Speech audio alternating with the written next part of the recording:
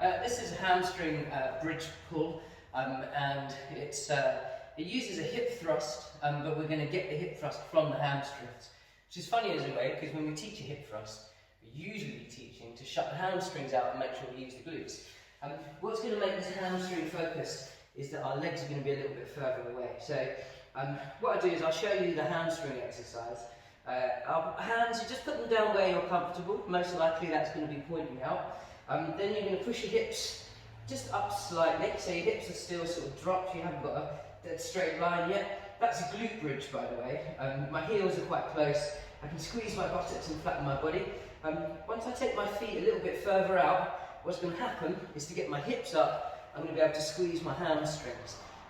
You will want to be warm before you do this, so otherwise you may find the hamstrings want to cramp. That's really, really common with a lot of hamstring exercises, especially own bodyweight ones. So warm up, and the first sort of set, maybe take it gentle, don't squeeze so hard.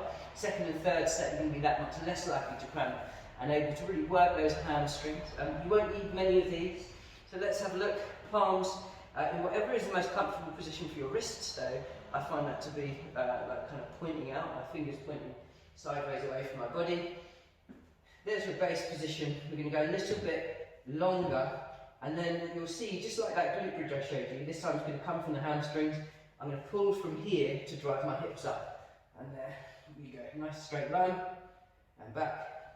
Good. And then really concentrate on hamstrings. Gentle squeeze of the abs. Really getting the hamstrings. There you go. And your body will kind of favour just sort of leaning away ever so slightly. The reason being that we're actually using the hamstring for pulling the hamstrings to get, to contract the hamstring muscle and get the hips up. So you need your feet slightly further away, weight distribution a little bit back this way, and then really use those hamstrings, squeeze those to come up, gently down, and use those hamstrings, squeeze those to come up, and gently down.